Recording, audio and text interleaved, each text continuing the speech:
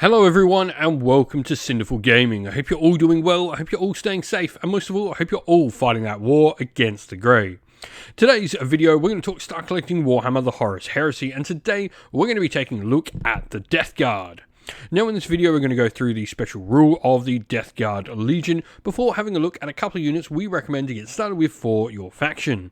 We'll then look at some other units after that to expand upon those first couple of initial purchases, and then finally finish off the video with a little sample army list of 1,000 points for you to use hopefully as some inspiration for starting your own force of the Death Guard in Warhammer the Horus Heresy. And so, to begin with, first of all, we have the Remorseless Special Rule. A model with a special rule that does not have the cavalry unit type or artillery unit subtype ignores any modifiers or restrictions on moving during the movement phase, including modifiers imposed by terrain or restrictions from rules such as pinning, which would actually stop them from moving. As long as this model does not run or make any other alternative form of movement, such as activating a jump pack, disembarking, or deploying via deep strike, it can do this. Furthermore, as long as the model has not run or used another form of alternative movement as mentioned above, in the controlling player's movement phase, it is counted as stationary when making shooting attacks until the start of the controlling player's next turn. This special rule does not affect or whether or not a model may make a charge, and does not allow models in a vehicle unit type to ignore the effects of an immobilized result on the vehicle damage table, but doesn't allow a model with a vehicle unit subtype to move even when under the effect of the crew stun result on the vehicle damage table. So, all in all, pretty cool rule. Like, this just means your army just can continue moving up that slow, impeccable advance that the Death Guard are so renowned for. Today's video is brought to you by Gap Games, a fantastic retailer in Australia for a variety of different miniature war games. If you'd like to help support the channel, we have an affiliate link where by clicking on and purchasing, you'll help support the channel, but you'll also help support Gap Games, which is a fantastic servant to the community. And so, where to get started with for your Death Guard? Now, the Death Guard have a fantastic Cataphracti Centurion or Cataphracti Praetor model that I think is a great place to start with a character for your force. Now, the cool thing about Centurions is they are a cheaper character than the Praetors. The Praetors do allow you access to Rites of War though, which can fundamentally change up how your army works. We will be doing Rites of War videos for all of the Rites of Wars in Horus Heresy eventually, but at the meantime, I think just starting with Centurion is really fun. And you've got some interesting upgrades. So first of all, you can have Power Scythe, so any model with a character subtype and Death Guard can exchange their power weapon for a Power Scythe. These are plus 2 strength, AP 3 melee with rending 2-handed and the Reaping Blow 1 special rule. And then you've also got the option for taking Toxin Bombs, which can allow you to do some cool damage to enemy units in they're ever declaring a charge against, which is pretty cool stuff. Now, we then have the Grave Warden Terminators to go alongside this. These, I think, are the better of the two Terminators to start out your force with. You do have, obviously, the more renowned Death Shroud Terminators, but they're much more of a bodyguard for your Praetors and stuff like that, and don't offer a lot besides their combat prowess.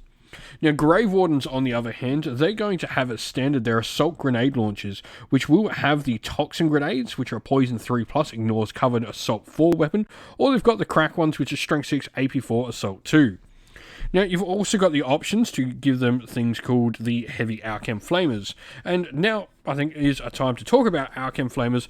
Any type of flamer you have in your force, whether that be a hand flamer, combi flamer, or heavy flamer, or a flame cannon, you can swap out for the Alchem versions. These give you Fleshbane and gets hot, but also give you a little bit of AP, so the Alchem flamer is AP 5, with the Assault 1, Fleshbane, and gets hot rules. So, interesting little weapons you can provide them with.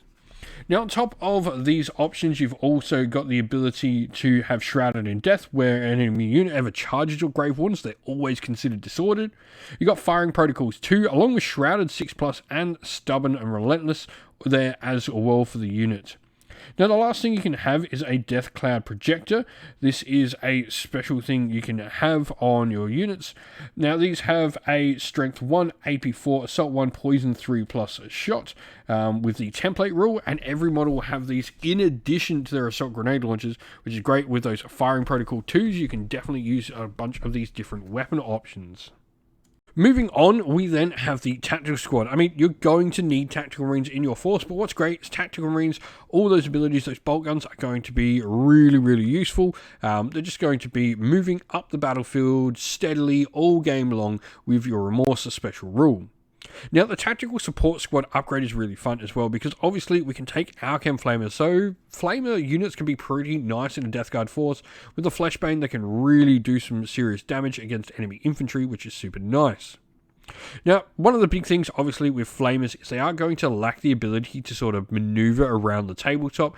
They're short range, being that they are only a template weapon. So things like a Rhino are going to be incredibly important to getting that unit where it needs to be on the tabletop.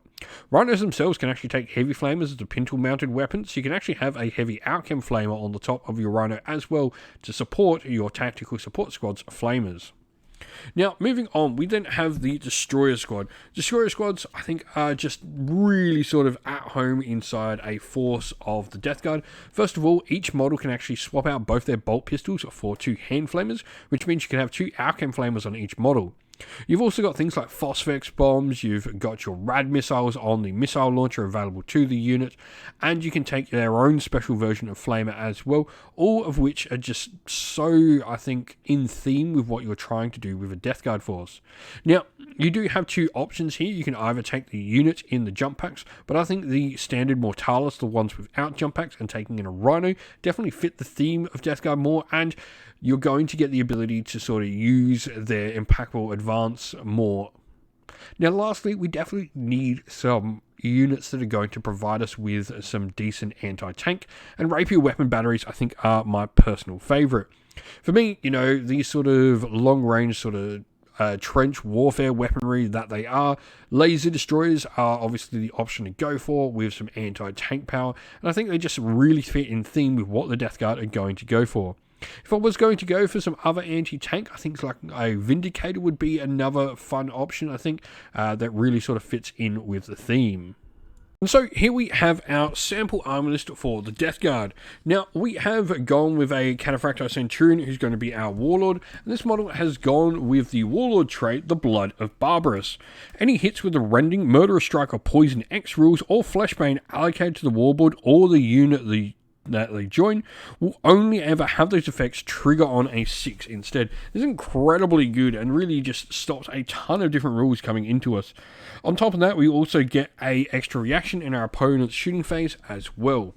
Now, we've just gone for what the model has here as standard. So we've got the minor combi weapon of a grenade launcher, Cataphractii plate of course, and we've got the power axe. We've also chosen to give them toxin bombs as well. Then for elites, we have a Mortalis Destroyer Squad where we've got 2 of them with bolt pistol, but 2 of them are going to have their nice little chem flamers. And then we've got a Destroyer there with the missile launcher dispenser with the rad missiles, which is really cool. And the Destroyer Sergeant has Phosphex bombs as well with 2 Alchem pistols as well. We then have a Rapier battery weapon unit with 2 of the models there with laser destroyers. For troops, we have 2 tactical squads, and then we have a tactical support squad with Alchem flamers and a Rhino supporting them with a dozer blade and heavy Alchem flamer as well. The Grave Warden Terminator squad we've got has the Chem Master with his assault grenade launcher and power scythe, and then we've got a heavy Alchem flamer and everyone else with power fists and assault grenade launchers. If you've got some ideas though on how to start your own Death Guard force, or indeed some different loadouts for units, different favourite units that sort of really fit the theme of the Death Guard, let us know your thoughts down in the comments below. And that's the end of the video. We hope you all enjoyed it. If you did, please don't forget to leave a like and subscribe to the channel, and also drop a comment down below letting us know what you thought about the video. If you'd like to come chat more with me and other members of our fine little community here at Sinful Gaming, we have a Discord server linked down in the video's description. Also linked down in the video's description are the best ways to help support the channel. You can use one of our affiliate links to Gap Games or Element Games if you're in Australia or the United Kingdom, or you can subscribe to our YouTube members or Patreon, or grab some merch from our merch stores on Teespring or Ko-fi. All the best ways to help support the channel. As a special thanks to all our Patreon and YouTube members, we'd like to give them all a shout out. So thank you to our Patrons: Broken Chef, Andy C, Grimskull, Colorblind Magic, Benjamin Swallows, James Cater, Mark Harvey, Domir, Average Wargamer, JJ Austrian, Cure Dynamic, Andrew Bowen, Outer and Shot First, Kenny Lyle and Siren, and to our YouTube members, Green Roots Gaming, Ronya, Lock, the Johnny84, Broken Chef, Ariana Edwards, Monty's Tabletop Terrain, James Tillman, Disco, John Castle, and Gargamel196. Thank you all once again for watching. Like, subscribe, comment down below. Stay safe everyone, stay well, and most of all, keep fighting that war against the grey. Ciao for now.